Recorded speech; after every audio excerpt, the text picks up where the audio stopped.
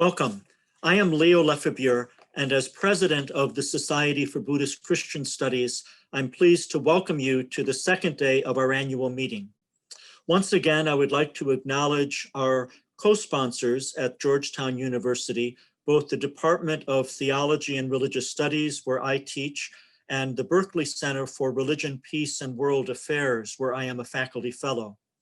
The staff of the Berkeley Center, especially the events and projects manager, Ruth Gopin, have been marvelous in making possible the online presentation of our discussions.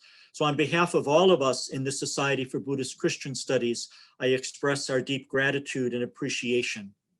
I'm pleased to welcome our viewers from around the world, and I'm delighted to announce an international conference this coming weekend in which the Society for Buddhist Christian Studies will be collaborating with the Interfaith Coalition Conference for Global Citizens 2020 and the Research Center for Religions of Wonkwon University in South Korea. On Friday evening, December 4th, in the Eastern time zone of the US and Canada, which will be Saturday morning, December 5th in Seoul, Kunihiko Terasawa, one of our colleagues, and I will be in a Buddhist Christian dialogue with the Reverend Sugak of the Executive Council of the World Fellowship of Buddhists. Information about this event may be found on the website and Facebook page of the Society for Buddhist Christian Studies, and all are welcome to join us. Our webinar today is being recorded, and a captioned video recording will be posted to the event page of the Berkeley Center's website with a link on the Society for Buddhist Christian Studies website. If you registered for today's event, you will receive an email with a link to the video when it becomes available. I would like to invite all our viewers to participate in this conversation in one of two ways. If you have a question for our panelists, I invite you to use the Q&A function on the bottom of the screen to present your question for discussion. If you have a comment that you would like to share, I invite you to use the chat function on the bottom of your screen. We will respond to as many of the questions as time allows. I'm very pleased to welcome new participants to the Society for Buddhist Christian Studies. If you are interested in becoming a member of our society, it's very easy to do so on our website. The topic of our discussion today is natal and convert Christians and Buddhists. And we're pleased to welcome a very distinguished panel of speakers. We will have two moderators. Beginning the discussion will be Karen Enriquez, who is Assistant Professor in Theological Studies at Loyola Marymount University in Los Angeles. She works in the area of Philippine theology with a focus on popular religiosity in dialogue with Tibetan Buddhism. Our second moderator will be Mark Uno.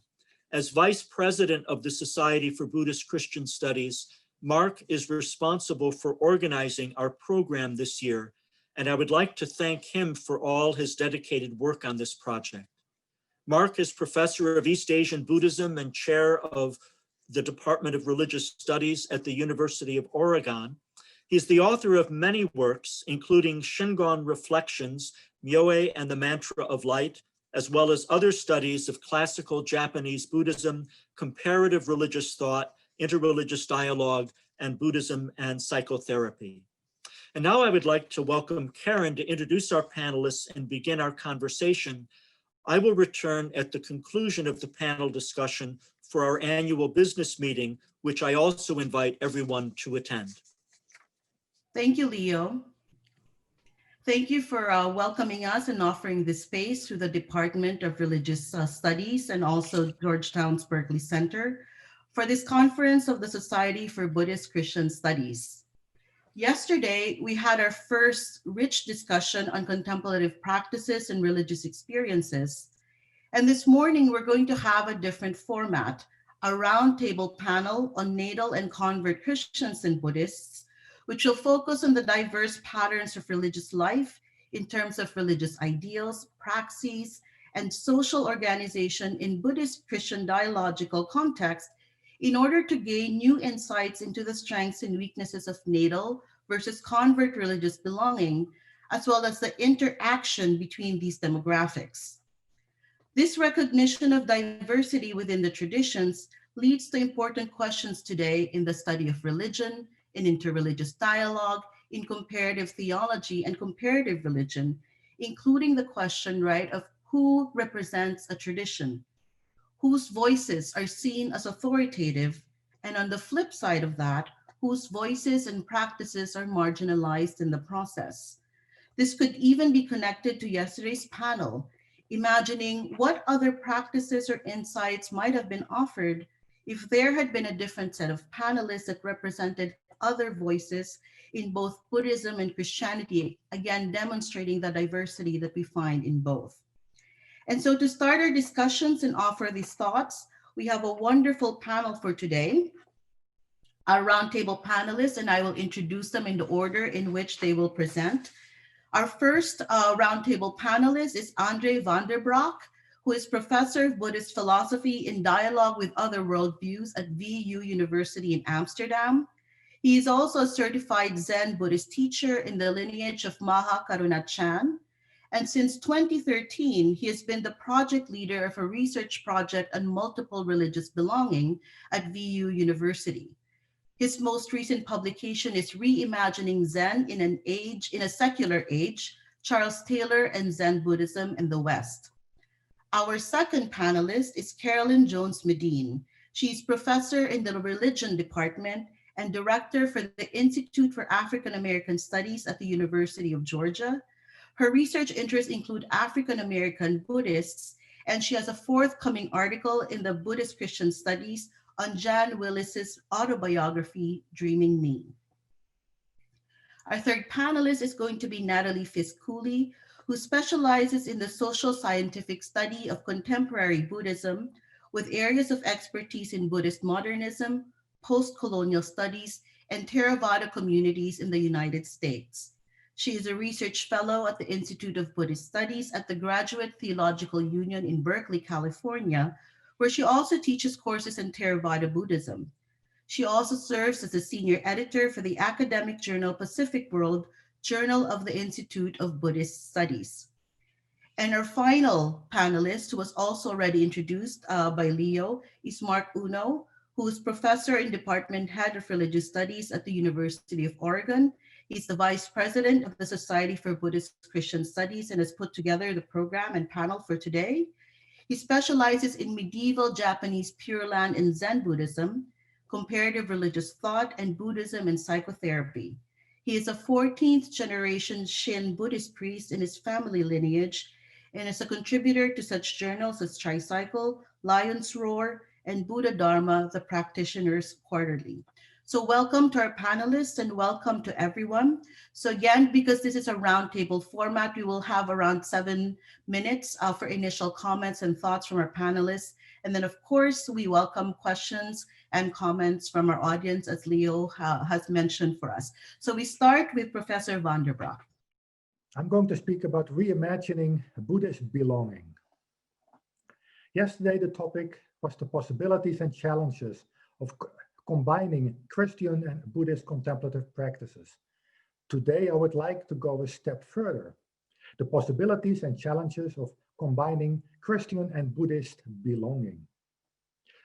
I would first like to discuss the usefulness of the paradigm of multiple religious belonging, and then problematize what we actually mean by Buddhist belonging.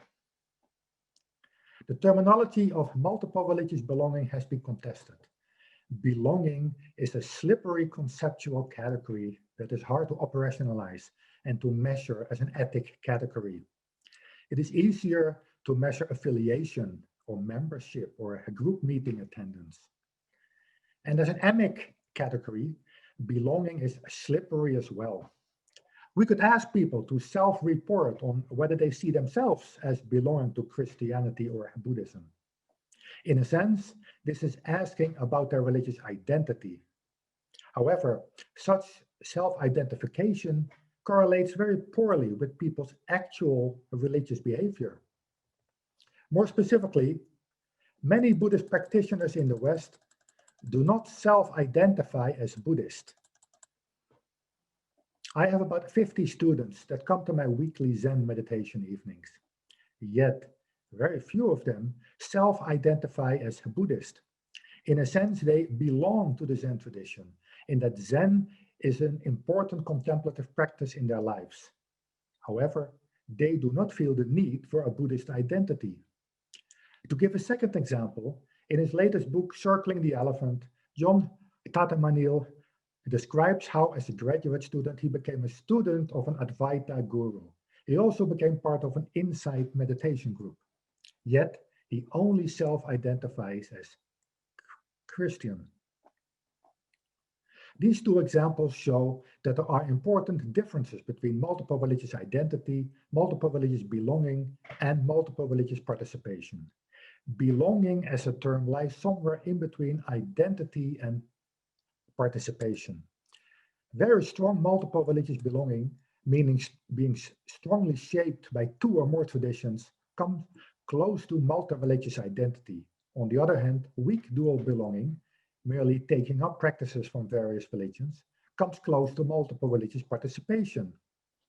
On one end of the spectrum, Perry Schmid-Leutel and Reinhold Bernhard have argued to not speak about multiple religious belonging, but about multi-religious identity. On the other end of the spectrum, John Tatamanil, Mark Heim, and Marianne Moyart have argued to not speak about multiple religious belonging, but about multiple religious participation. I want to argue to continue to use the term belonging, also to counter the connotation that multiple religious belongers are somehow promiscuous, allow themselves to be distracted by strange and irrelevant practices, or are superficial shoppers in a divine deli.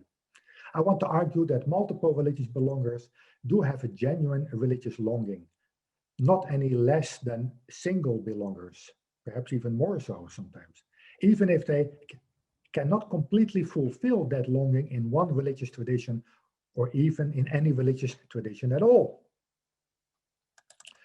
We have to recognize, however, the multidimensionality of the term. Just like single religious belongers, multiple religious belongers may adopt a variety of modes of religious belonging. In our research project on multiple religious belonging at the Vrije Universiteit, we distinguished three such modes. Hard multiple religious belonging, for example, those that self-identify as both Christian and Buddhist.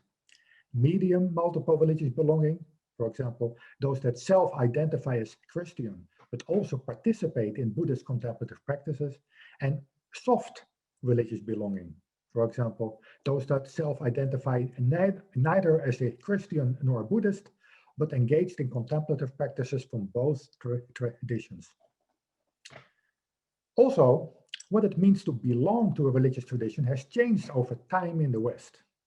In my recent book, Reimagining Zen in a Secular Age, I distinguish three imaginings of belonging based on Charles Taylor's historical analysis in A Secular Age.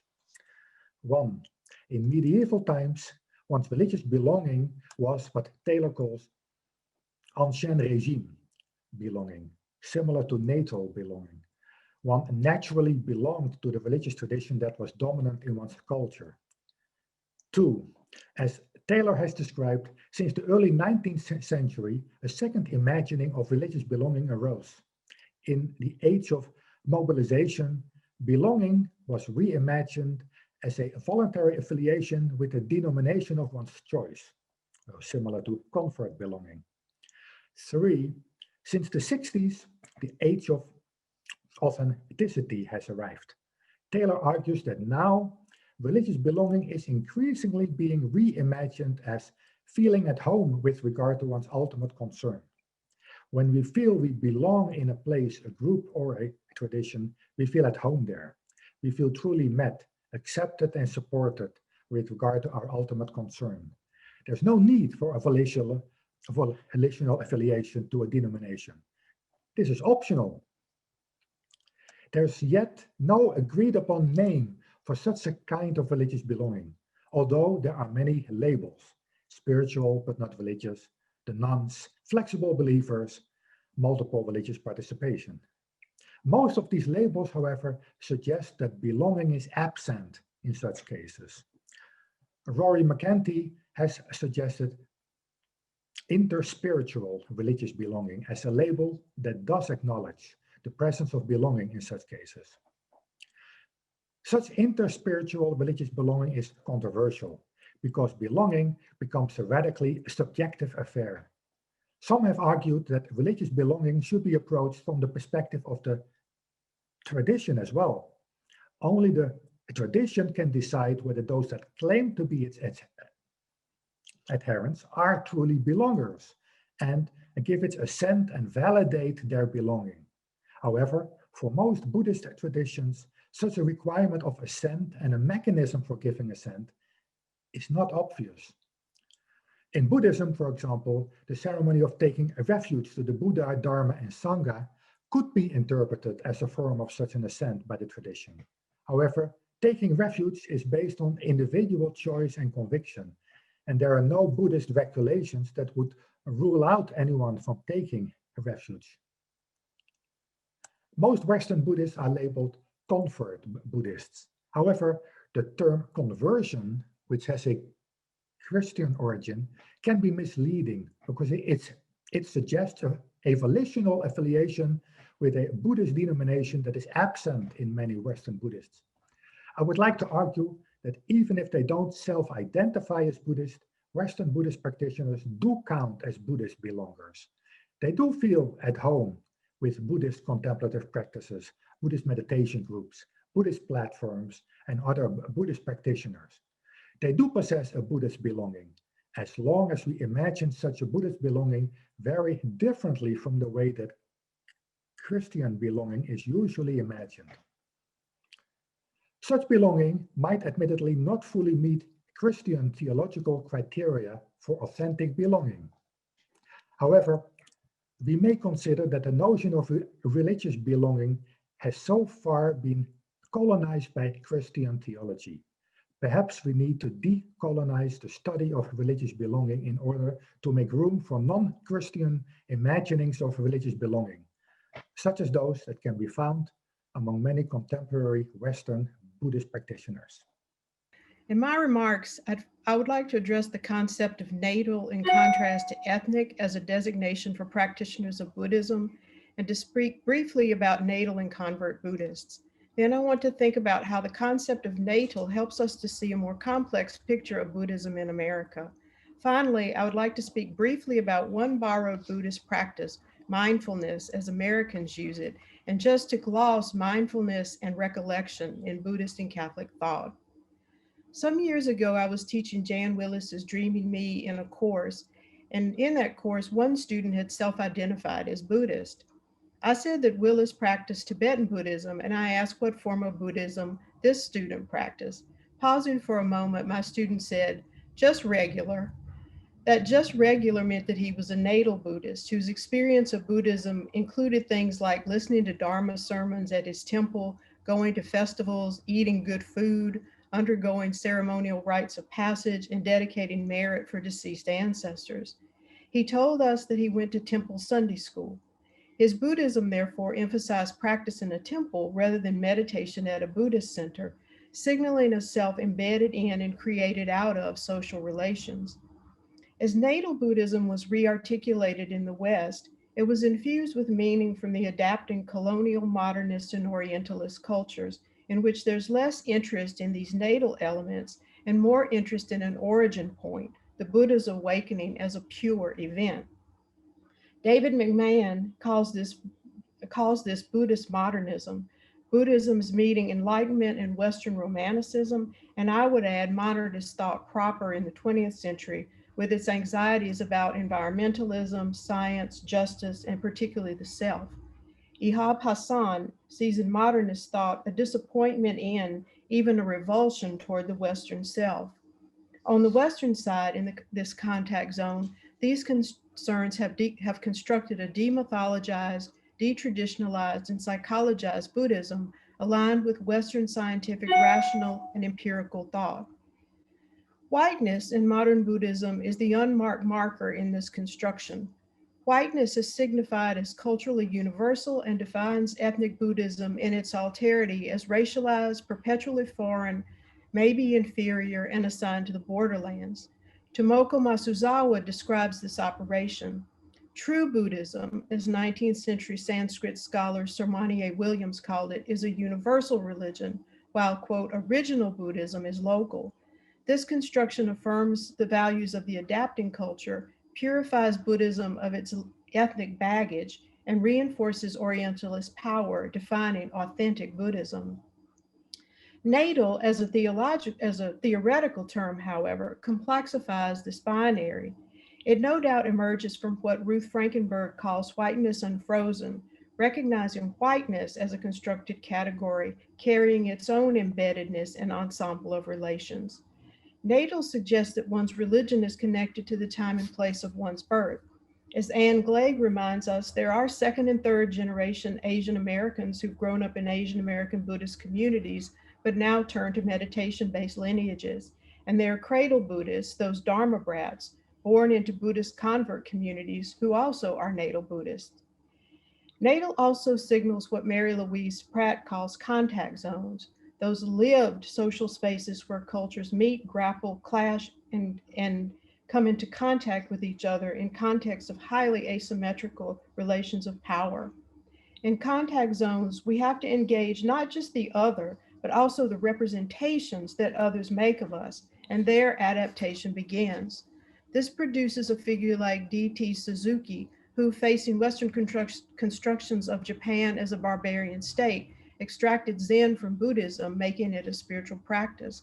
He responds to Western cultural imperialism by strategically essentializing an Orientalist construction of the East to privilege the East.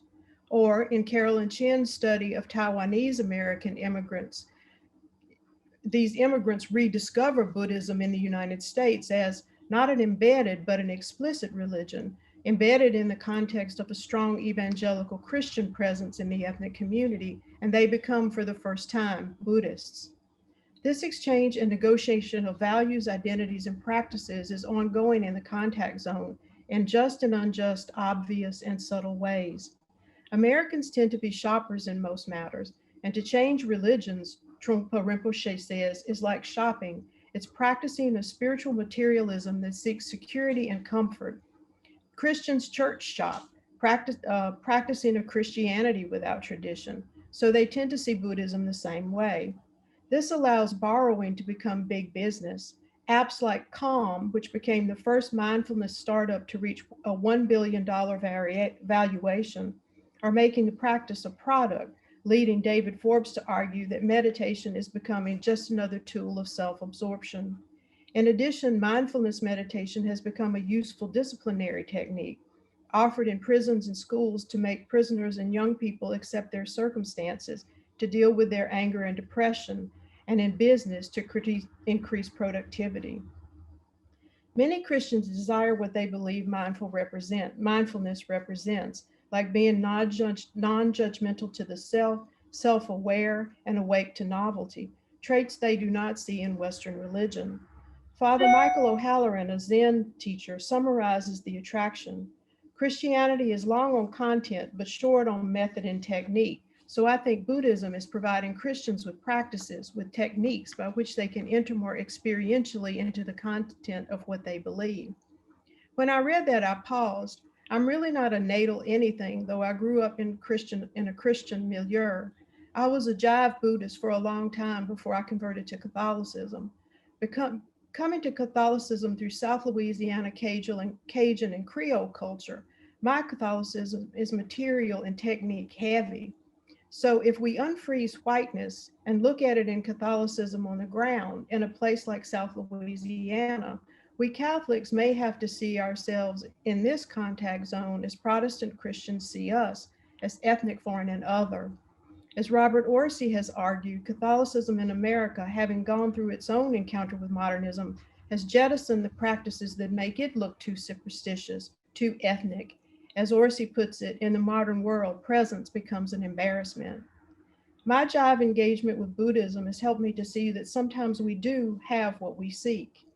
In my tradition, the equivalent practice to mindfulness is recollection, a practice described by a Spanish Franciscan, Francisco de Osuna, who was born in 1492, in his third alphabet. His thought influenced major players like St. Teresa of Avila, St. John of the Cross, and St. Ignatius Loyola. As a secular Franciscan, this is my lineage, but I would not understand it had I not read the Buddha's suttas on mindfulness, which is also translated recollection. Both forms of recollection are full contact, embodied and mental practices that put this practitioner through her paces. But I can say more about that later if anyone is interested. Thank you.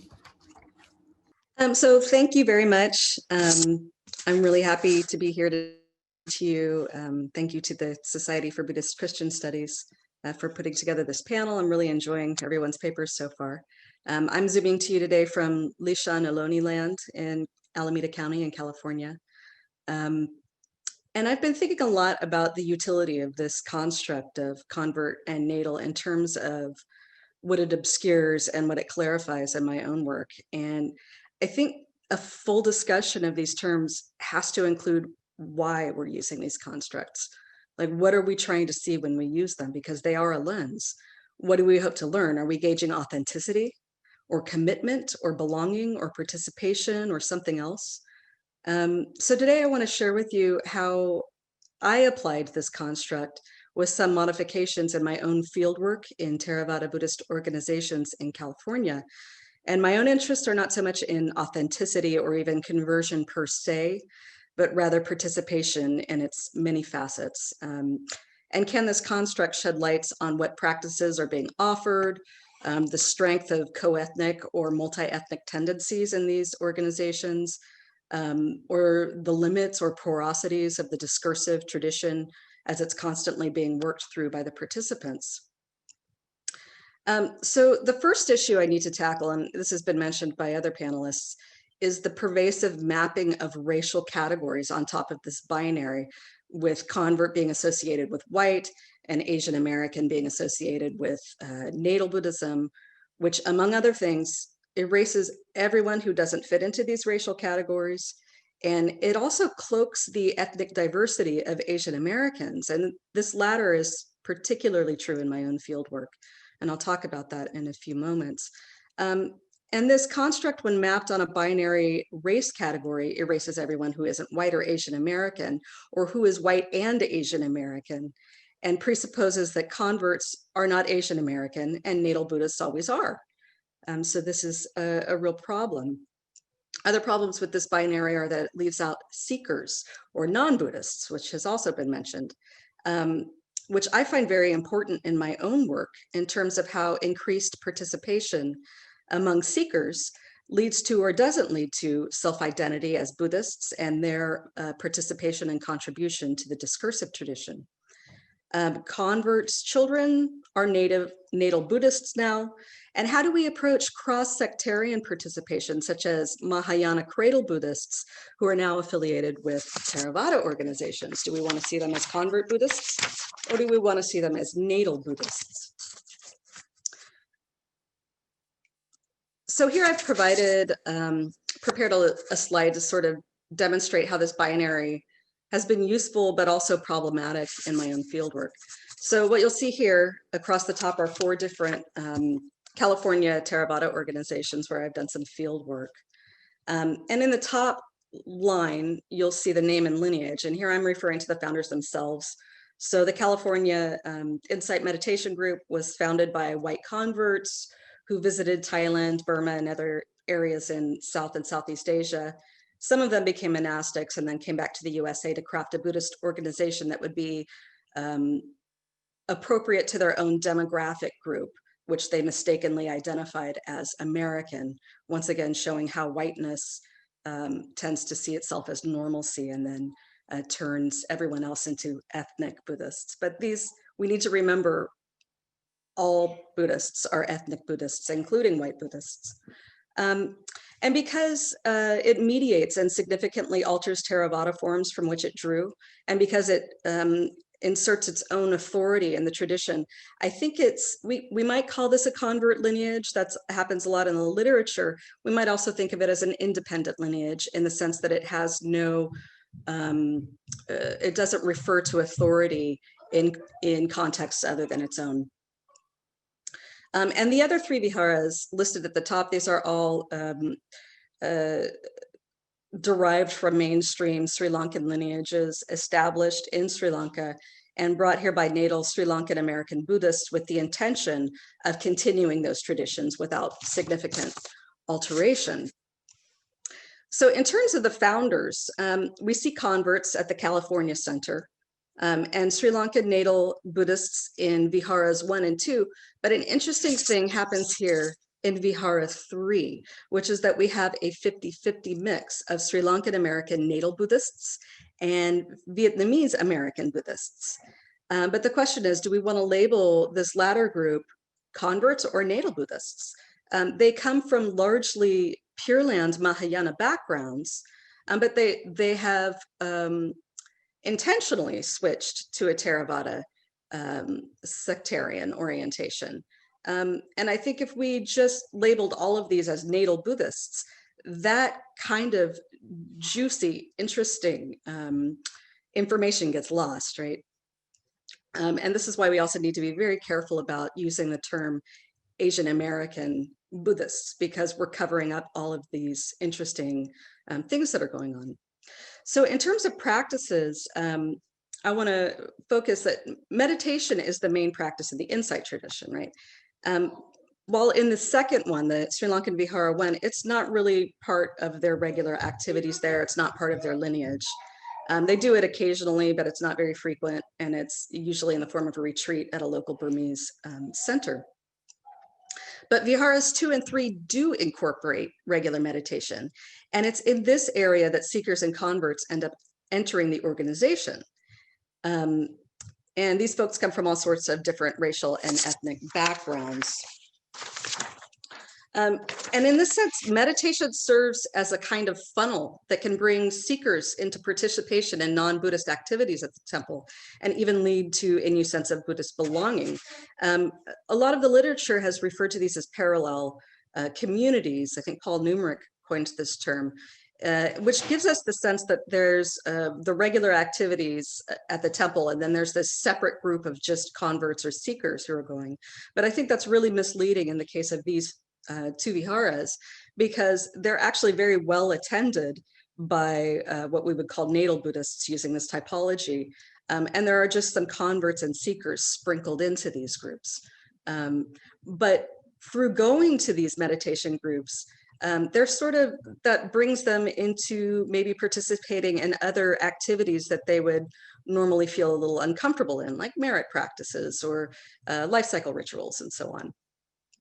And then I finally want to point out how converts and seekers bring their own religious backgrounds and end up affecting this discursive tradition, which I've called porosity here, as these individuals bring in New Age, Zen, Tibetan elements, and other elements as well.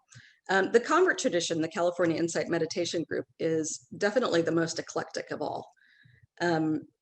Vihara 1 doesn't have that kind of eclecticism. They're not bringing in converts or seekers. This is largely a Sri Lankan co-ethnic community. But what's interesting here is that there has been some effects from the academic study of Buddhism. I had one participant tell me that her daughter took a class on Buddhism in college and came and taught her what real Buddhism was. So I think we need to be aware that the academy actually does enter into these traditions' own self-identities, right? That's really the only influence I see outside of like mainstream Sri Lankan tradition being brought into Vihara 1. Vihara 2, we have seekers and converts, and they're bringing in some of this Mahayana and New Age eclecticism as well. In terms of this third group, though, the California Vihara number 3, what I found is that we're not getting so much, and that's because the converts and seekers are not primarily white. They're coming from Asian American backgrounds because this is an urban center located in that highly Asian American area. And so what we're seeing pulled in are actually Mahayana elements rather than yoga or something else. And that comes in the form of bodhisattvas, and particularly statuary. And this gets policed in different ways by the Sri Lankan American monastics themselves, who are a little bit uneasy with it, but at the same time want to accommodate it a little bit. So, so there's a question there around whether we want to call these Buddhists, and that these other influences are also Buddhist and coming from natal Buddhists, right? So I find that this binary of convert and natal is valuable with tweaks. And I think it certainly needs seeker to be added so that we can see how groups, that the participants themselves, their self-identities may change as a result of this. And seeker gives us a look at how that changes over time. But I think we need to be very deliberate and intentional when we're using these terms, and really pay attention to how people see themselves, and especially to the two Buddhisms typology that considerations this binary. All right, thank you very much. Appreciate that.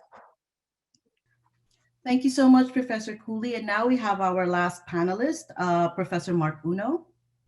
Just listening to all my co-panelists, I've learned so much.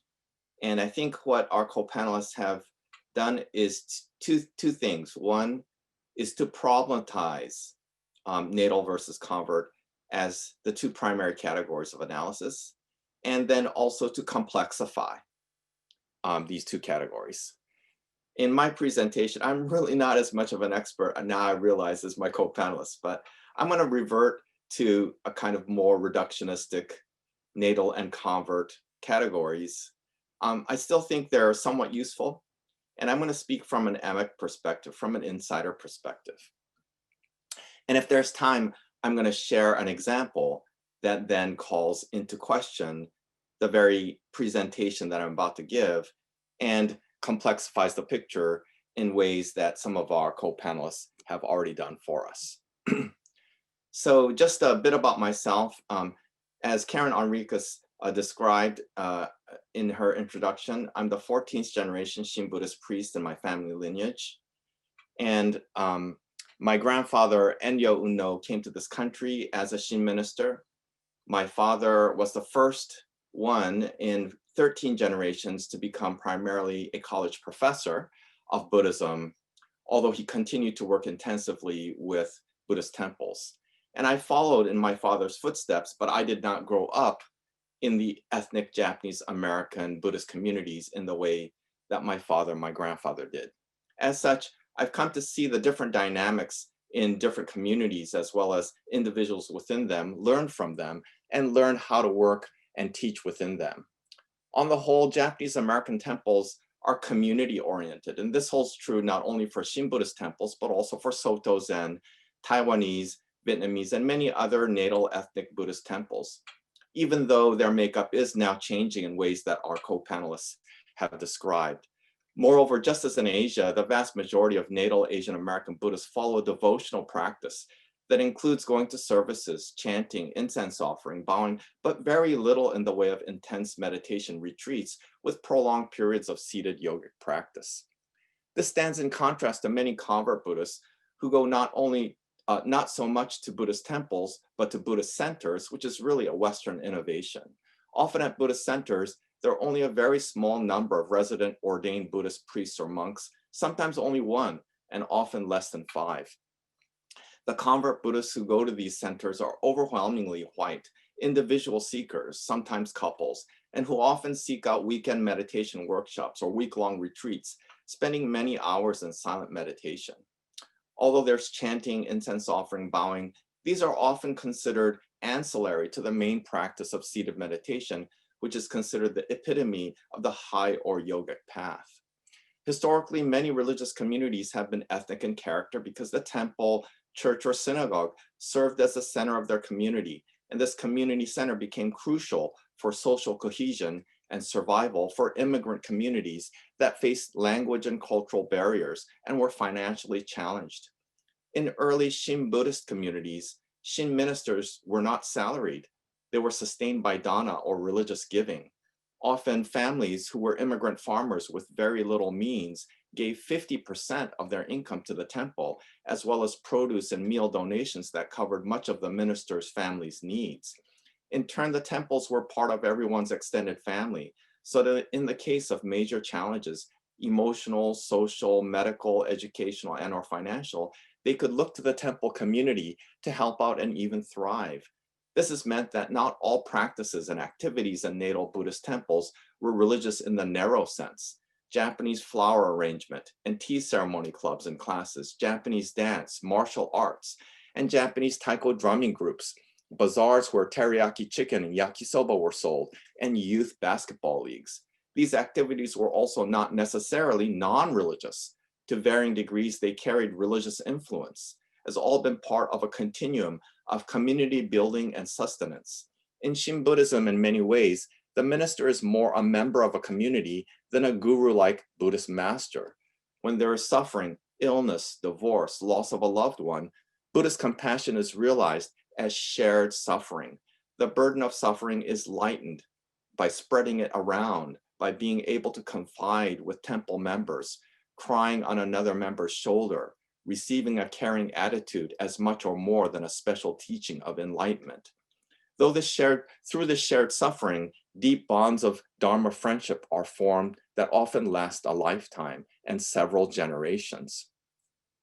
In Buddhist centers, in contrast, individual seekers often come from different backgrounds.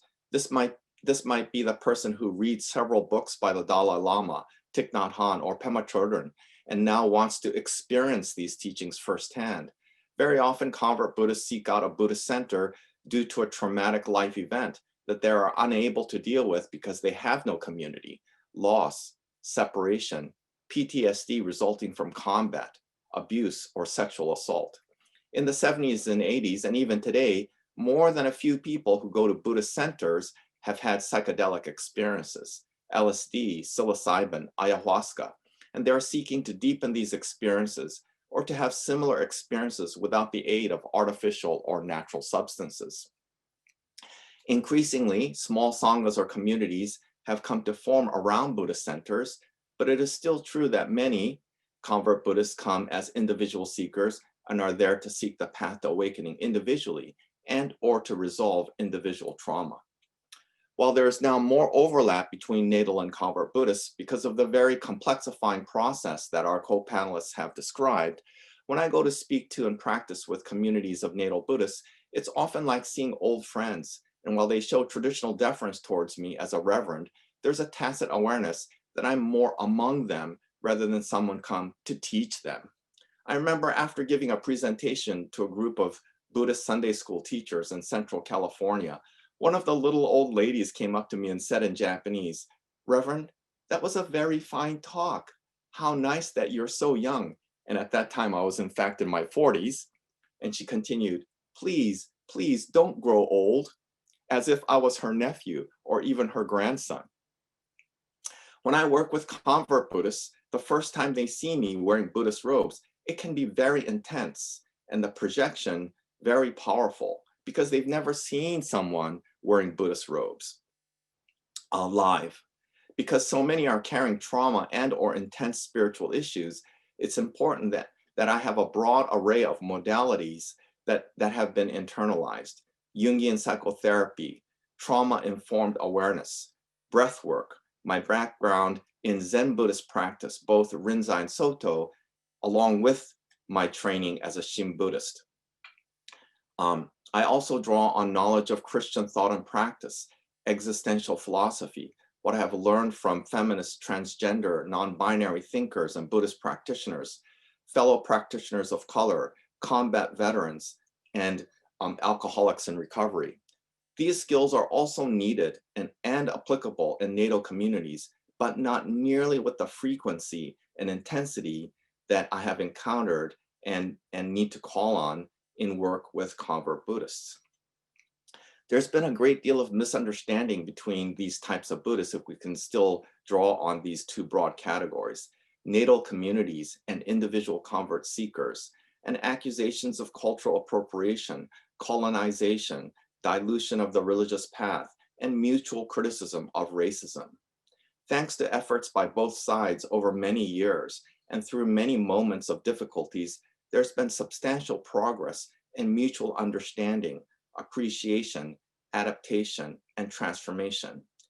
That doesn't mean that there aren't problems. Substantial problems remain as communities evolve and the communities themselves complexify in the ways that our co-panelists have presented. But I hope that my EMIC perspective gives some concrete information about some of the experiences that can still, I think, be legitimately described in natal and convert terms. Thank you very much.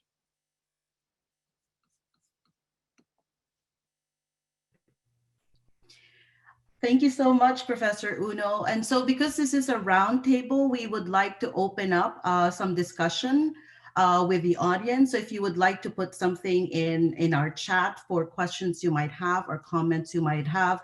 I think one of the things we're really beginning to see already with our 4 panelists is, as Professor Uno mentioned, kind of how problematic but also complex, right, the categories that we're using, whether we're using natal, convert, right, ethnic, even the questions of belonging, as Professor Van der Broek also told us, and how all of these categories help us to see, right? As lenses, they help us to see, but we also have to be careful about what they don't allow us to see or what they cover over. And that includes these questions we're having about, who counts as authentic or real, the asymmetries of the relationships of power that Professor Medin talked about, and all of that together, right, with issues about colonization, racism, and how whiteness functions in all of this.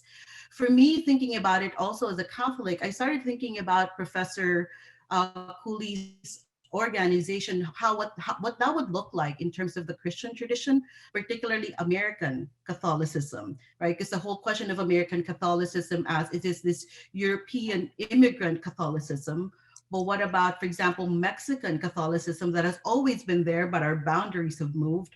Or for me personally as a Filipina, right? And the Filipino immigrants that have come here. So all of these complexities that I think have these similar questions about, right, colonialism, racism, and how whiteness functions in all of this. So we invite questions and comments from everyone. And I know I've already seen a couple of comments talking about how you might think about the categories of belonging instead as complex religious bonds. Or Angela Scarlett talked about, what about the idea of a kaleidoscopic identity? And whether that would be, right, kind of a new way of thinking about belonging within the idea of a kaleidoscope. So I don't know if any of the panelists would like to respond to some of the questions that are being asked here.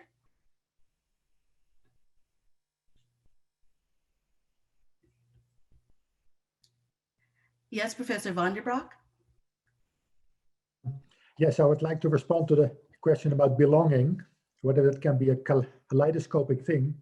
I think we are used to think of identity as something fixed and permanent.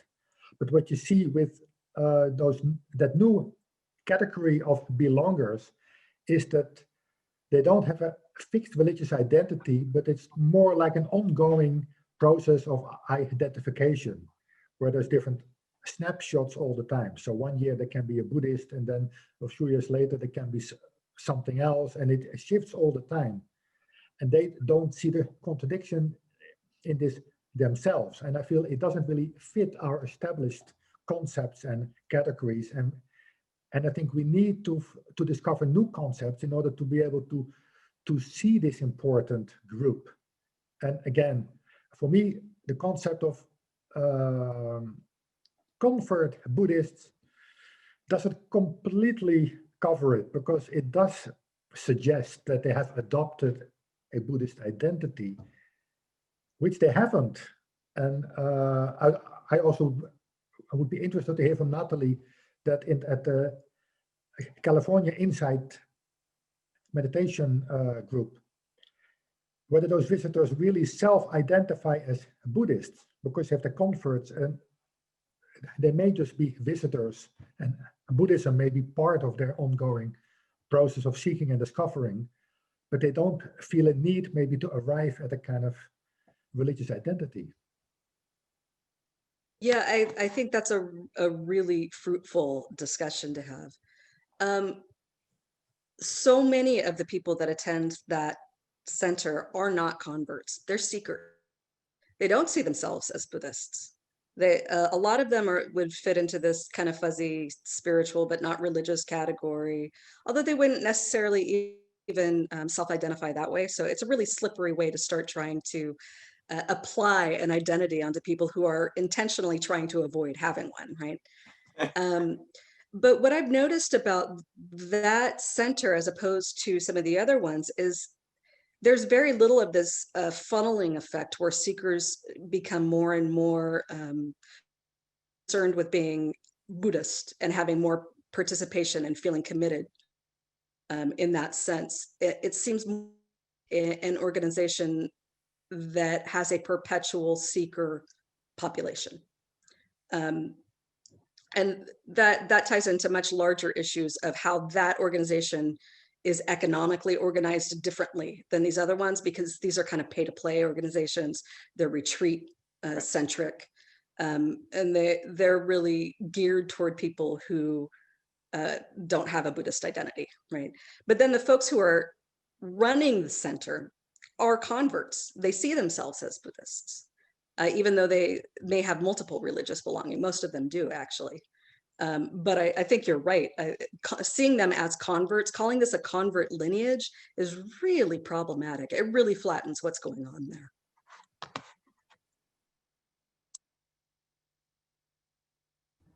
This is maybe a little off the wall, but it really strikes me how urban these questions are.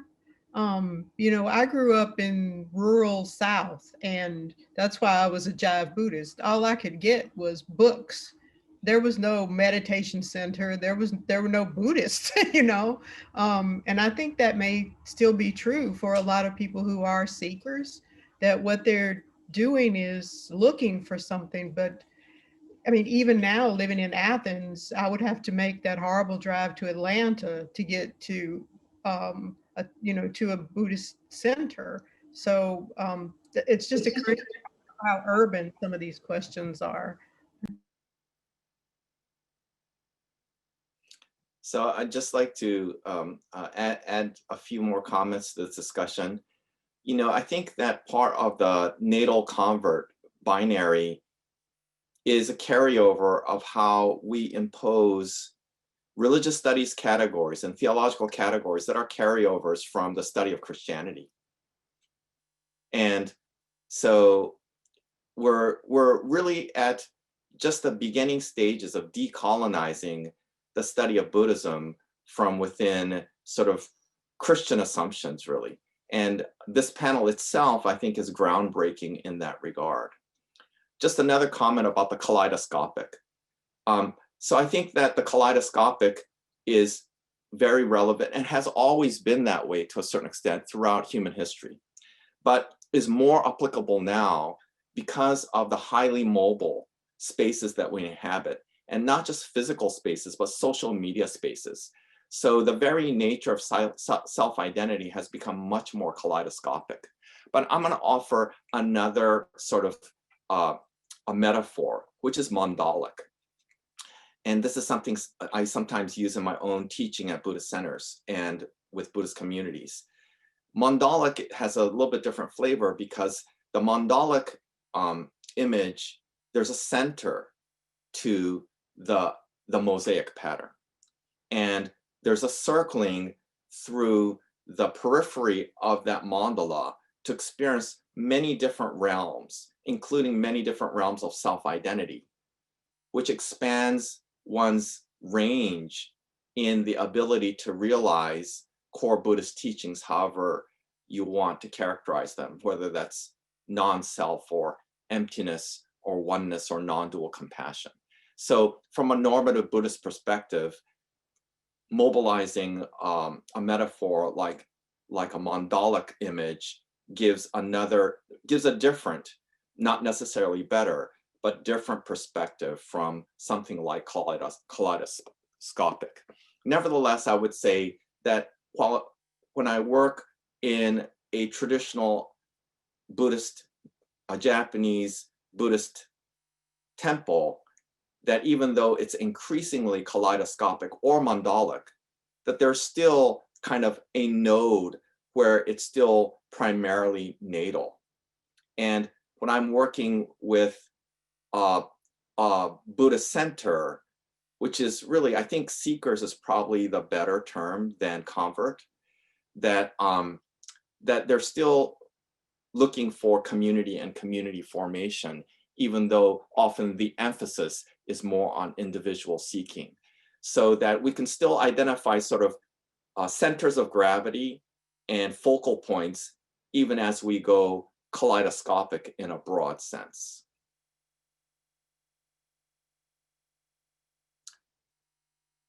Why don't we pick up some of these questions that appear both in the chat and the Q&A box, Karen? Yeah. I was going to say there are a number of questions that are appearing in our chat box. Maybe one that's tied together, and maybe Professor Uno, you could answer this, because I think they're talking about how you focused on community, and right, this question about teachers that I think leads into the question from Zaman of whether people could comment on how historically entering a tradition meant accepting the power structure of an institution or individual spiritual teacher as an absolute, and whether this fits with, right, our modern sense of self. So I think we have that. And then I think there are then questions about the focus on identity versus, I think, ethics and spirituality in our discussions, right? And so these might be, so maybe we can start with Professor Uno answering this question about teachers. And I think this might also tie into what you were just saying about seekers as well. And Professor Thomas Gatoy's question about whether some of this is also reactive.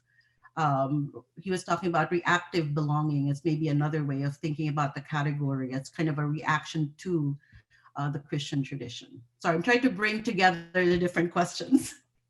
So I'm just gonna be very brief so that we can have our co-panelists respond to this as well.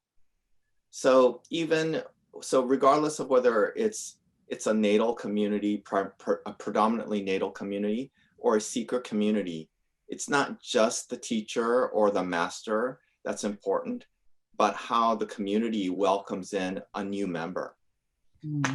Nevertheless, in the seeker framework, the role of the teacher becomes much more important. And as I said, oftentimes they haven't seen a live person with a Buddhist robe on, and there's intense projection. And so there's both danger and opportunity in that moment. The danger is that the Buddhist teacher, like myself, actually believes that projection and forgets that I'm just an ordinary person, okay? But the opportunity is to channel the intensity of that projection in such a way that that initial moment becomes a moment of maximizing the opportunity for that seeker to go deep within into the practice and into the community of practice. And in order for that to occur in a way that's appropriate and transformative, I actually think that it's often helpful, maybe even essential, for Buddhist teachers not only to be trained in their Buddhist lineage, but to have a lot of psychotherapeutic training to deal with projections, because the nature of that projection is very, very different in a Western society than how that occurs in many Asian cultures in Asia. So I found that it's been essential for me to have that psychotherapeutic background in order to effectively work with seekers and seeker communities. Can we kind of restate the question? Because I'm not sure I really understood it the first time around. It would be helpful to me. Yes. So from Zamin, could people comment on how historically entering a tradition meant accepting the power structure of an institution or individual spiritual teacher as an almost absolute? And does this fit many modern needs where there's a lot of, where in a democratic society, there's constant questioning of hierarchical authority structures? I'd like to poke around that question a little bit. Mostly I have questions myself about it. I don't really have definitive answers. But I do like to look at authority in these different communities. And I think what I've noticed And these are all urban communities, by the way. I think that's a really important distinction to make here. In the primarily convert seeker community, the authority is very diffuse. There's a real emphasis on the authority of experience and the individual. But I still see some of kind of the love of gurus going on there too, right? The draw of kind of a charismatic figure for folks. I'm not sure. When I think about some of the what I'm calling natal Buddhist groups, but that's problematic. As you can see, some of them are convert natal, but they're well, complex hybrids. But I don't see anybody really submitting to the power structure. In fact, there's been some really interesting dynamics in these communities between the monastic and lay communities. When these a lot of these temples were founded by the laity themselves, and they brought over a monastic from Sri Lanka to serve for them. And in that sense, they call the shots. They call the shots in a way that is not the case so often in Sri Lanka. These are mostly Sri Lankan viharas that I've been doing my work in. And in that sense, I don't see anybody really feeling compelled to submit to an authority. In fact, some of these monastics have told me that they get bossed around by their communities. So that's interesting to me. On the other hand, the seekers, as well as some of the converts in these natal communities, they'll often very much look up to the monastic, and they will bond more with the monastic than they will other people in the community. Which is interesting. And this is really just piggybacking on it because I want to mention this somewhat related thing, which is the functioning of white authority in these temples, which I think really needs some investigation. You'll get seekers and converts from all kinds of different backgrounds, but it seems that white men in particular get lifted up. And it's not just that they feel their own sense of spiritual authority. They often come to these temples and they'll say things like, oh, actually the Buddha taught. Like you'll hear that a lot. They're saying this to a group of natal Buddhists, which is, okay, that's interesting. But it's not just their own sense of authority. It's also supported often by the monastics themselves who appoint them to leadership positions. And so there is definitely an operation of white authority going on in these temples that I think really needs some careful attention. So I went off on my own tangent there. Sorry about that. And we're going to have one of our other co-panelists talk, but I just want to read another question. So if you want to respond to the original question, that's fine. But I want you to fold in this next question from Stanley Kung. How does it look like to be dual or multi-religious belonging in an honor-shame cultural context? And how far deep can one really be multi-religious belonger to be true or faithful to both multi-religious teachings, practices, when it comes to the core of every religious teaching, practice, or tradition? So are there limits to stretching multiple belonging? Andre, please turn on your Yes. I left this out of my presentation because this is a whole different topic about the possibility of multiple religious belonging, right? And how far can you go in it? And it's very interesting that up until a while ago, people mostly focused on the compatibility of beliefs, right? And that you have to find a way to synthesize the God talk and the Nirvana talk, right? And to have some kind of worldview that embraces both traditions and to have it all make sense. But to me, I basically agree with philosopher Paul Griffiths.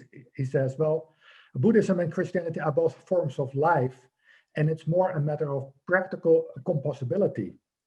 So it's not about whether the teachings are compatible, whether it's possible to do both practices at the same time. And he gives the example that somebody who tries to be a ballet dancer and a sumo wrestler at the same time, it's going to be a problem, right?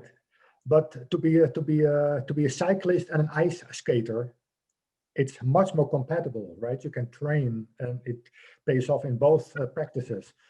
So I feel it's better to be very pragmatic about it and look at whether the two practices are actually composable. Wonderful. And I want to direct the next question to Carolyn from J.K. Kato. I'm a natal Catholic Christian using Andre's category, having medium Buddhist belonging. As a natal Catholic, I often sense a difference between natal Catholics and convert Catholics, particularly that natal Catholics possess a something, an experiential knowledge about Catholicism that I feel is often not so evident in convert Catholics. I always felt natal experiential knowledge coupled with a deeper study make a really wholesome kind of knowledge. Does that apply to natal convert Buddhism in some way, I wonder? Yeah, I was reading that question as we were talking. There's 4,000 things going through my head right now. Yes, I mean, I think living in the South, I'll just speak from my own experience. When I see, and I'm a convert to Catholicism, but I'm a convert from an African American community that, you know, had a lot of experiential practices, and I think that those just sort of led me into being more open to the experience of Catholicism. I think the hard teachings in Catholicism, you know, the presence of Mary, the idea of saints, all those things are things that you only come to experientially. They're not things you can understand with your mind, even though you can study what's been written about those things. The other thing I've been thinking about is we've been talking, and let me just finish it. I think that experience is a kind of deep knowledge that's why I brought up South Louisiana Catholics. I mean, it's all about the same kind of practices that you're talking about, Mark, in the natal Buddhist community. It's about, you know, cooking gumbo and saying the rosary together, and somebody gets sick, and so the community has to step up behind that person. But I've been thinking as we've been talking about two things, and this is more a question than a comment, I guess. One is someone had written, do not all religious paths sort of lead to the same place? And I think that's a really interesting question in thinking about natal and convert. If you think that they do, then seeking becomes a different kind of viable path than it does if you don't think that they do. I think that's one thing I've been thinking about. And the other is discipline. I'll tell a story that one of my colleagues told me. He said that he had a student who came to him and said, I want to practice Buddhism. So he hooked him up, you know, got him to the right people, the whole deal. And then the kid disappeared, and he said, he finally caught up to him and said, so how's it going? And he said, you know, they tried to tell me how to do it. And I think that question of undergoing a discipline of a tradition is something that I don't know how to fit it into these natal convert categories, but I think it's a really interesting question about, it's why I brought up that recollective practice at the end, because Buddhist mindfulness it's a bitch. I mean, and so is Catholic recollection. You have to do it on every level of your being. And that's a disciplinary practice that takes years, not 5 minutes, you know? So that's the stuff I've been thinking about as we've been talking. Wonderful, wonderful. I'd like to direct the next question to Natalie, if possible. There are so many, this is from Judith Simmer Brown. There are so many more issues about these terms, convert, seeker, ethnic, natal. To complexify, could we also look at the role of Orientalism as part of the colonializing aspect of Western Dharma communities, and how Orientalism also influences dual belonging, etc.?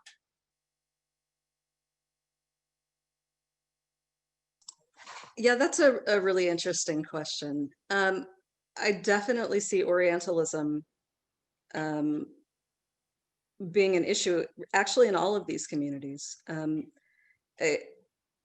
I think it's more, I've been able to see it very clearly in the convert communities, just in the way that they have always defined themselves in relation to an ethnic other, right?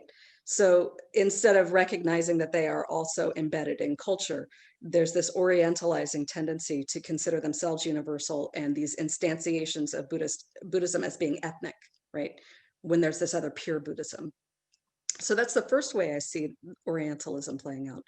But it's also playing out in the natal Sri Lankan communities that I've been looking at. In terms of,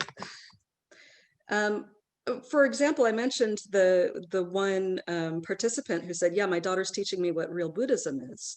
And the real Buddhism that her daughter was teaching her was what she was getting out of an introduction to Buddhism class at her local university. And as we're all probably fairly familiar with, that follows most introduction to Buddhism classes really follow an Orientalist model of Buddhism. They really do. They start with a founder, they, just the entire historical arc that's told, the pulling out of beliefs as being central rather than community or rather than practice or all of these other issues. So I think Orientalism, it plays a really obvious role in the convert communities. And I've written about that elsewhere, but it's absolutely playing a role in the natal communities as well. And I think this is one of the ways we need to be very reflexive as scholars to pay attention to how our constructs go out into the Buddhist world and how they're applied in ways that may harm. Thank you. I want to direct the next question to Andre, if possible. It's a comment with question embedded, which has to do with, is there some difference between Buddhist traditions and Buddhist practices in comparison and contrast with the Abrahamic traditions that allows for them to be incorporated along with a primary identification with the Abrahamic traditions? This is from Edward Strickler. Tensions about belonging are ancient phenomena. In biblical traditions, for example, strangers in the land, immigrants, seekers from other places, and upholders of the covenant, catechumens, seekers, and the baptized, despite these apparently rigid or at least rigorous frame structures, many contemporary Jewish and Christian believers are comfortable with exploring Buddhist, Hindu, Sufi, Native American, and other practices that involve techniques for understanding and managing mind and emotions, cultivating experiences and perceptions, natural order, social order, workplace, etc. The complex belonging is not uniquely modern, since ancient people had complex manners of complex belonging. Questions about who and what is authority are key in ancient times and in our own times. So do you see differences among or between Abrahamic traditions and Buddhism in this regard? And what does this help us to do in terms of complexifying our understanding of religious identity and religious belonging? Well, that's a very complex question, so I'll try to complexify it further.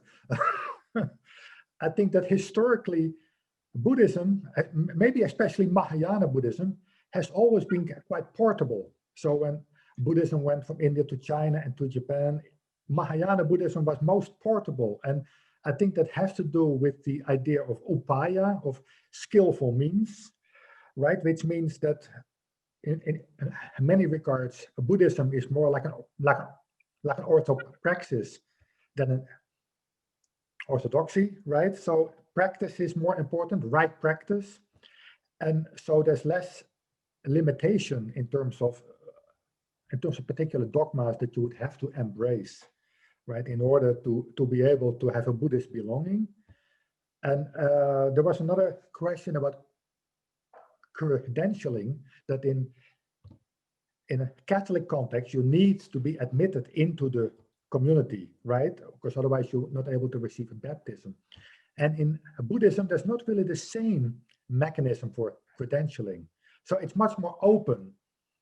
Anybody's able to join. And I think also with Buddhist centers, people are not necessarily expected to convert to Buddhism or to take on a Buddhist identity. And I think for many people with an Abrahamic identity, this is very attractive, right? That they're able to belong without having to identify. I think this is one of the attractive points of Buddhism in our time. Yes, thank you. So I'd just like to add a few comments of my own here. So one point that still remains in some of the Abrahamic traditions, especially Christianity, is the historical origin of Christianity was confessional. And the idea that you confess your religious identity as a Christian isn't just a social marker, sociological marker, it's a religious and moral, ethical marker. So if a plumber comes into my house, sometimes the plumber will say, I'm Christian. And I'm thinking, well, so what? But for the plumber, it really means something. It means I'm honest. I'm going to do a good job for you. So there's an important confessional element that comes with many forms of Christianity that simply isn't there or as prominent in the case of Buddhism. And in the way that I often approach my work as a Buddhist teacher, it's even less attenuated, because part of what I'm trying to help people do is drawing on Andre's comments is exercise skillful means to help them get whatever it is that they need. So if I feel with a particular individual, they're going to benefit more from going to a Zen Buddhist community, that's what I'll recommend. Or if I feel, gee, you know, you're saying you come from a Christian background and you're exploring Buddhism, but it might be actually fruitful while you continue to study Buddhism to return to your Christian roots. Or in some cases, it's very clear to me that the person thinks that they're on a spiritual journey, but they have a clinical condition that requires some psychotherapeutic intervention. And in that regard, I'm not particularly interested in them in increasing the numbers of participation in what might be labeled the Buddhist faith or something. I'm just trying to maximize my skillfulness in helping individuals. It doesn't mean that community doesn't matter. Community is very important. So depending on the group, if they start to cohere over time and that they can really begin to mature and support each other in their practice, then they need less help from me as a leader or a teacher, then that's a very good thing that I see developing. So community formation is also very, very important, but I pay a lot of attention to individuals, not as potential markers of religious identity that might belong to my own, but rather as human beings that might have a wide range of needs and appropriate practices that might or might not be directly related to my own. So we have a few other comments. We have about 10 more minutes here. So I'm gonna read some of these comments and let my co-panelists respond however they feel appropriate. So from Victor von Bilhert, I hope I'm pronouncing that correctly. I do not understand how the way Buddhism is taught in universities, like starting with a founder and consequent beliefs, could be called Orientalism. It rather looks like imposing a Protestant Christian model on Buddhism. Orientalism, in the definition of Said, means homogenizing the Orient in order to colonize it, as far as I understand the writings of Said. Yeah, I can address that. I think the Protestant element plays a part in Orientalism. It is one of the underlying features of how Orientalism sought to homogenize, right? That was also, if you look particularly at, for example, Protestants who went into Sri Lanka, they were doing this sort of project where Protestantism became invisible. It was just normal and natural. And then they start looking at particular Buddhist practices and saying, well, that's not real Buddhism because it's an instantiation of Buddhism, but it's not real Buddhism. And real Buddhism we find in the texts, because that is a Protestant supposition, but it's also an Orientalist supposition, that what you find to essentialize those religions is located in text. It's a method of usurping authority. And there's a complex interplay going on here between Protestant notions of what religion means and Orientalist ways of apprehending other religions. I think the founder model, it does come out of Protestant suppositions, but I think part of the issue is that it's the Protestant framework that defines what religion is anyway. That's what it's done in the academy. And that's what it's done in terms of the Orientalist framework. So once you decide everything looks like Protestantism, it has a founder, it has a particular trajectory and so on, then you can very neatly start essentializing that religion in ways that correspond to whatever you're comfortable with. Thank you. I just wanted to say, Orientalism is about conquest, but it's also about a variety of kind of conquests. Representation is a form of control. Academic knowledge is a form of control. Said really addresses all of these things when he's talking about Orientalism and cautions the scholar to be careful about the ways that we produce knowledge about, quote, the other, because we continually redo this process of Orientalizing and colonization in the ways that we produce knowledge. So it's on the ground, but it's also in a kind of representational power. And just like to piggyback on both what Natalie and Carolyn said, by saying that in the case of Buddhism, this is especially a big problem because the academic study or academic research and presentation of Buddhism has a disproportionate effect on the formation of Buddhism in the West. And so the authority that scholars have play a very large role in community formation and in the cultural formation of Buddhism in the West, which in some ways is a great contribution, but in other ways is deeply problematic for the very reasons that you've both cited. I just want to also briefly comment, from Victor Van Bilt, I have a problem with the term Abrahamic religions for Christianity, Judaism, and Islam. And yes, so I completely acknowledge the problem with that overgeneralization. Just not enough time right now to get into the details of that.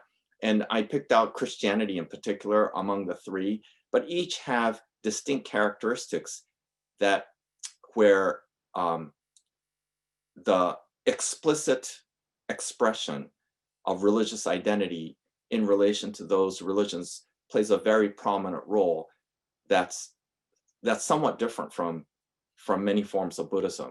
And the way that plays out in each one is very different. Christianity has confessional origins. Judaism places great emphasis on matrilineal genealogy. So religious identity formation or recognition is very different in those three religions, but nevertheless, very, very prominent ways that are different from Buddhism. I think that was the main point I want to make. Just want to read another comment to which our co-panelists might respond. I do believe each religious culture projects the own community with daily living practices in their own way to be good. When come up to someone for finding self-purpose, someone should know that what fruit, faith, hope, inner peace, wisdom can be yielded from each religious practice. Depending on the individual seeking final purpose, someone should follow this path of practice from corresponding religion until finding that intentional purpose. To the end, all matter depend on each individual case. So the idea that the more information is provided about what the fruits of that particular tradition or practice might be, the more informed people can be about going into that tradition. Does anybody want to, and I'm going to read one more here. Let's see. I lived as an immigrant within the idea of a kaleidoscopic identity for over 30 years and transferred this concept to my religious life as well. Can belonging be seen within the idea of a kaleidoscope? Its particles remain the same, but the changing patterns reflect the perspective of the viewer who turns the kaleidoscope. Thus, belonging feels identical and it is not torn between the categories of multiple identities and belonging. So just read those two comments. Any of our panelists want to? Yes. Andre. Yes, I think I already responded to the second comment about the kaleidoscopic belonging, but the first comment, I really want to second that it's really important to bring out the fruits of specific religious practices, but also to acknowledge that those fruits may not be the same. Because I think it's part of Buddhist modernism that there is this homogenization, this assumption that Buddhism and Christianity and all the religions, that they all serve the same purpose and the same goal. And I think nowadays, this is also what I write about in my last book, that this compromise of Buddhist modernism, it basically turns out to be not tenable. And there's basically two ways out. There's the secular Buddhists that are basically try to abandon the field altogether and say, well, Buddhism is not a religion at all, or the people that try to re-traditionalize Buddhism and re-immerse themselves in the traditional background. And for example, with Dogen Zen, which is also my own background, I think the fruits of Zen practice is not necessarily the same as the fruit of Christian prayer. And I feel the more that these things become differentiated, the better it is. And it's not a matter of right and wrong, but it's a matter of different practices, a different discipline, which has different benefits. So I think we're coming to the close of our session. I realize now, in a way that I never imagined when we began to organize this panel, what an incredibly rich and needed discussion this is. And that I hope this is simply the beginning of the complexifying and even deconstructing of these categories of convert and natal. So I want to give my greatest thanks to my co-panelists and the Berkeley Center and to the SBCS for the opportunity to have this discussion, which, as I mentioned, is just the beginning. Thank you very much. Leo? Thank you very much. On behalf of all of us, I'd like to thank all of our panelists. So Mark and Andre, Carolyn, Natalie, and Karen has left us, but I thank her as well. So this was a very illuminating discussion and certainly raised many questions for us to carry forward. Now I'd like to welcome everyone to the business meeting. And I really want to urge all our viewers to stay with us because in a little bit at the conclusion of this meeting, we are going to invite your input for topics for future discussions and also for the format. But first, we have our annual book award. Each year, the Society for Buddhist Christian Studies confers the Frederick J. Streng Book Award on a work that has made a significant contribution to advancing the field of Buddhist Christian studies. And it is my great pleasure to announce that this year, the Book Award Committee has decided to give this award to Professor Perry Schmidt-Leukel of the University of Münster in Germany for his volume, Buddha Mind, Christ Mind, a Christian commentary on the Bodhicharyavatara. It's a massive work, as you can see. This appeared in the series of Christian commentaries on non-Christian sacred texts, edited by Professor Catherine Corneal of Boston College. And I'd like to take this occasion to publicly thank Catherine for her leadership in launching and leading this series of books, which has produced several significant works in Buddhist Christian studies. I would also like to acknowledge the contributions to this work of Professor Ernst Steinkellner from the University of Vienna, who provided the new translation of the root texts, and Cynthia Peck-Kubacek, who helped with getting the English translation just right. The Book Award Committee made a statement concerning the book, which I now quote. Perry Schmidt-Leukel's work, Buddha Mind, Christ Mind, is directly relevant to the core work of the Society for Buddhist Christian Studies because of its nuanced comparison of core religious teachings, practices, and commitments, all centered in their particular historical contexts. Anyone interested in Buddhist Christian dialogue should have Buddha Mind, Christ Mind in their libraries, end quote. And I'd like to extend my own personal heartiest congratulations as well to Perry and Ernst Steinkellner and Cynthia Peck-Kubacek. This is a very substantial work which explains clearly the text and contexts of the Buddhacharyavatara and very carefully explores its relationship to the Christian tradition. We have a certificate of the award, which normally I would be presenting right now to Perry, but I will put this in the mail for him to receive later on. So we extend our heartiest congratulations to you, Perry. And now I would like to invite Perry to offer a few comments in accepting this award. So Perry. Yeah, thank you, Leo, and thanks to the whole Society of Buddhist Christian Studies for giving me this specific honor.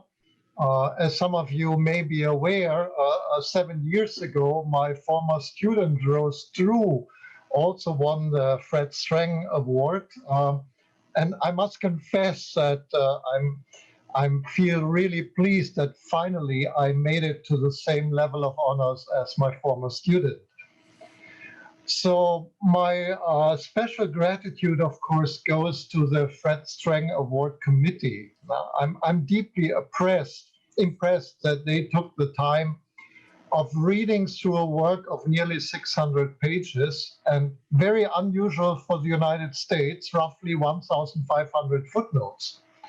I actually feel a bit guilty that my book has taken so much of their time, and so I would like to ask the committee to forgive me. Writing the book has taken about 6 years, and this would have been impossible without the enormous help and encouragement from Ernst Steinkellner and Cynthia Pekubacek, whom you already mentioned. Ernst provided a brand new English translation of the Bodhicharyavatara based on the Sanskrit text, and his translation has already found much scholarly acclaim.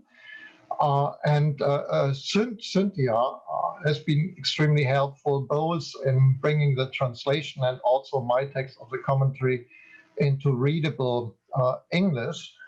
I must say that at times Ernst Steinkellner and I exchanged 20 or more emails over one single verse, going back and forth the various possible meanings that the text might have. And these were extremely fruitful exchanges between Ernst's philological rigor and my philosophical imagination. I would also like to mention Catherine Cornell, as Leo already did, for establishing this wonderful series of the Christian commentaries on non-Christian sacred texts. I really believe that the books in this series carry the potential to provide interfaith dialogue and interreligious theology for decades to come with a firm foundation.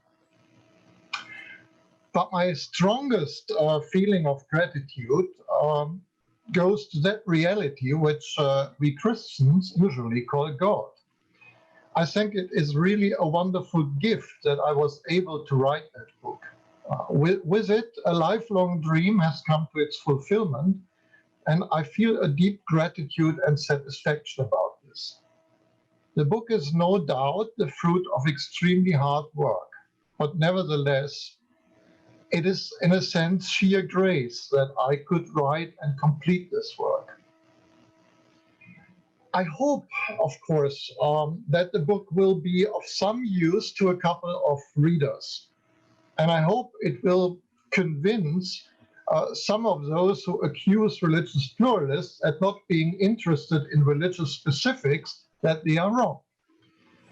I definitely believe that the Bodhicharyavatara is a text of universal value and can be inspiring to people from any or non-religious background. Personally, I learned a lot from it. Most surprisingly for myself, it gave me a new and I think much better understanding of the theology of St. Paul, which has very many similarities with the views of Shantideva. And I feel really a bit like the author of the Bodhicharyavatara himself, who says at the beginning of his text that he has benefited most from that he wrote it. So I'm simply and deeply grateful. Okay, thank you very much, Perry, for your remarks. And again, we extend our heartiest congratulations and best wishes to you. Great. Now we move to the next stage of our business meeting. And here I asked the members of the Society for Buddhist Christian Studies to ratify 2 of our officers for another term. So the terms of office of our treasurer, John Shevland, and of our secretary, Sandra Costin-Coons, are coming to an end. And according to our bylaws, these officers are appointed by the board of directors and then ratified by the membership at the annual meeting. And already the nomination committee had approached these persons, and they've both been very, very generous in their service to the society. And so I want to express my own gratitude to both John and Sandy for all the help that they've given to me and to all of us. People in the presidential line come and go, but the secretary and treasurer really embody a lot of the institutional memory of our society. And so I want to thank them for all that they have done to serve our society and keep us going. The nomination committee then presented this to the meeting of the board of directors about 10 days ago. And there the board of directors unanimously approved this as well. So at this point, I would like to invite the consent of our members. And so I'd like to first invite, maybe in the chat, if anybody has any comments that they would like to make on this matter, please use the chat box. I see one from Ruben. I vote yes to continue what they do for us with oozing gratitude to John and Sandy.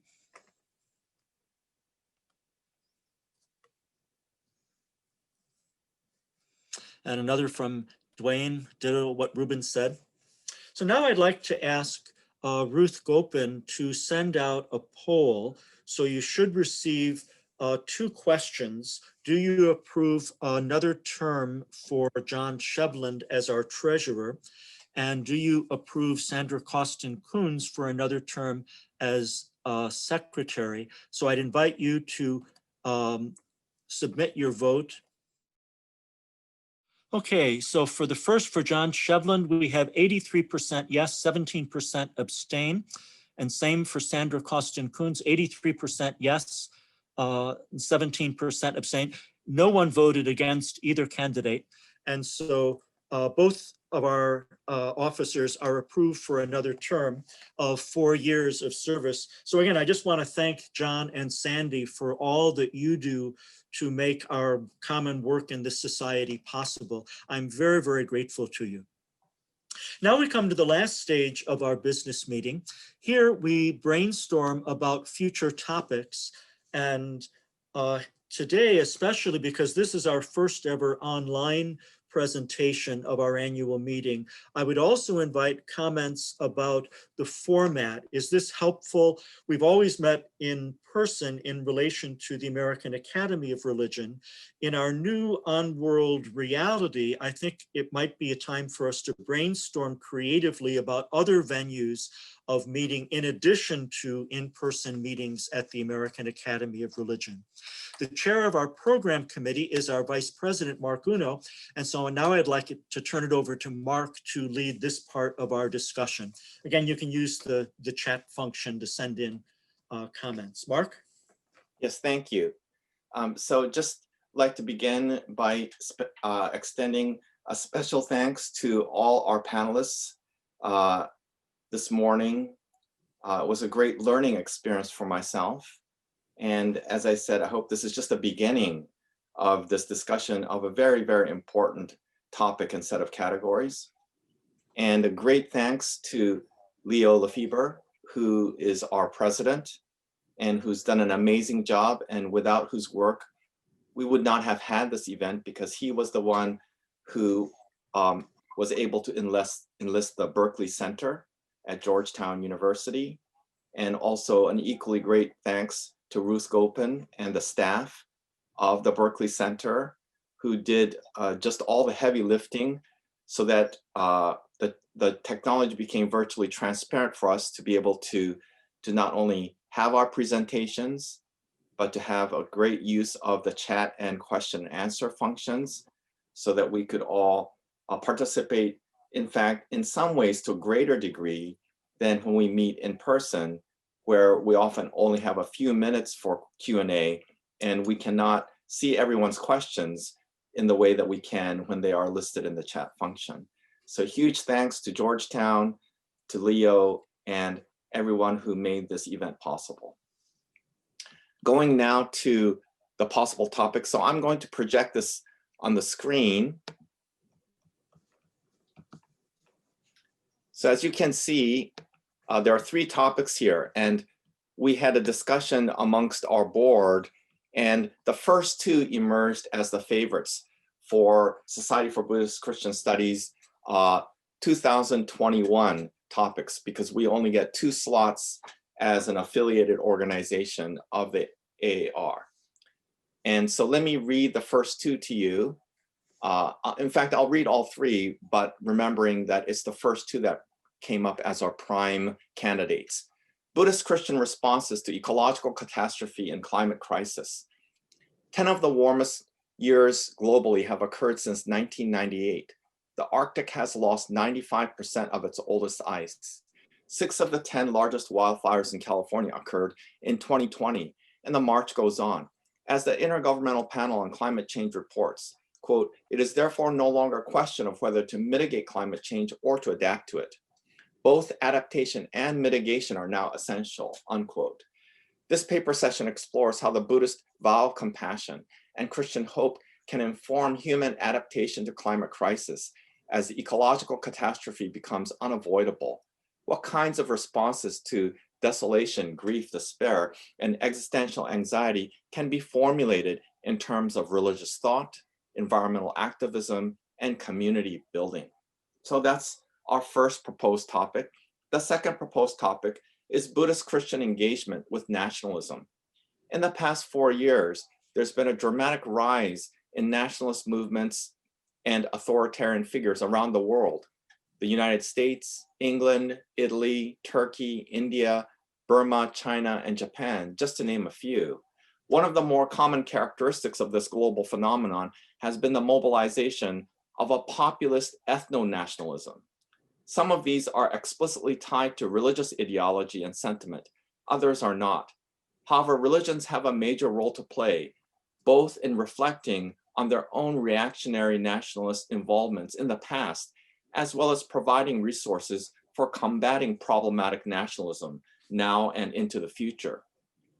This paper session presents Buddhist and Christian perspectives that reflect on the past and look to help creating a more inclusive, diverse vision of global society.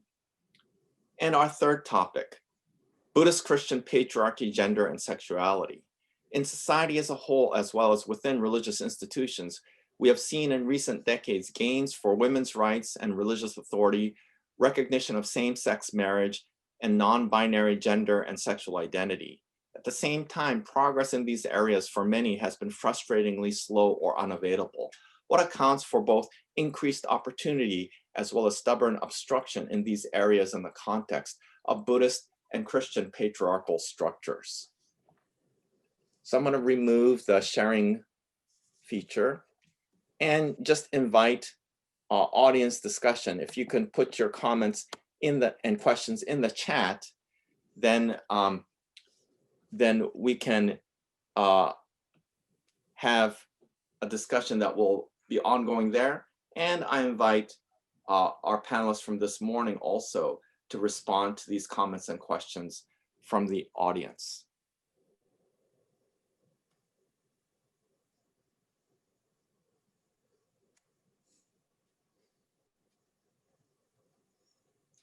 Not specifically related to the topics themselves, but we have from Ruben Habito, in response to the question of future formats, how about going hybrid? If and when we can meet face-to-face at AAR, how about connecting the forum via Zoom for distance participants? And I think that's a great idea so that many more people can join us, even when we are able to rejoin the in-person conference.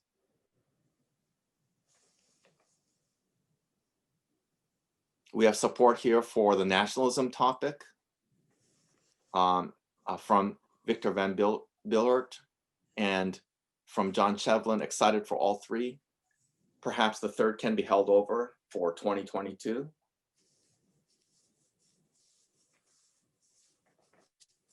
Any other comments? Any other comments? I think we've all been on Zoom long enough. Support, yes, support for the nationalism and the climate change topics, which are the two that emerged as the favorites. Wonderful, yes. So we have a number of people supporting the first two selections, which is what the board discussion also came to agree with. Beilert.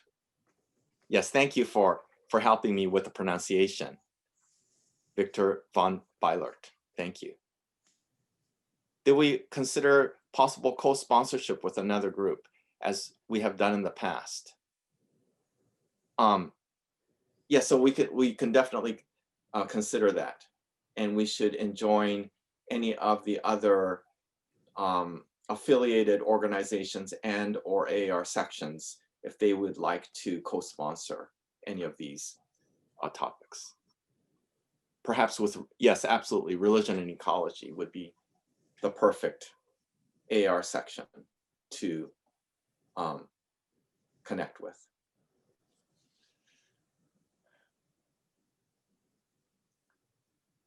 So it seems affirmative for our first two topics, with some voices for the third topic for 2022, which we can certainly do.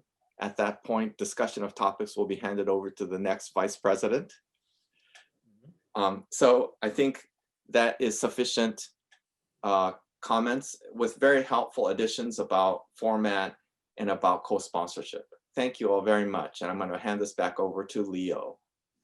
Okay, thank you, Mark. And again, thank you for all your work in organizing these panels. It's been kind of an added challenge with our change of venue. But personally, I am just delighted with how smoothly this has all gone. None of us quite knew what this would look like coming into this, and there were all kinds of questions. And so I would again like to thank all the panelists and especially thank all the viewers for being with us. And again, if you're not already a member of the Society, I would strongly urge you to consider joining us and becoming more and more a part of our community. And with online programming, I think we can even think more broadly internationally on another level than we have in the past. And so I'm excited about brainstorming for future possibilities. And again, I thank the leaders of the Berkeley Center for hosting us online. And at this point, I think it's time to bring our meeting to a close. And so I thank all of you.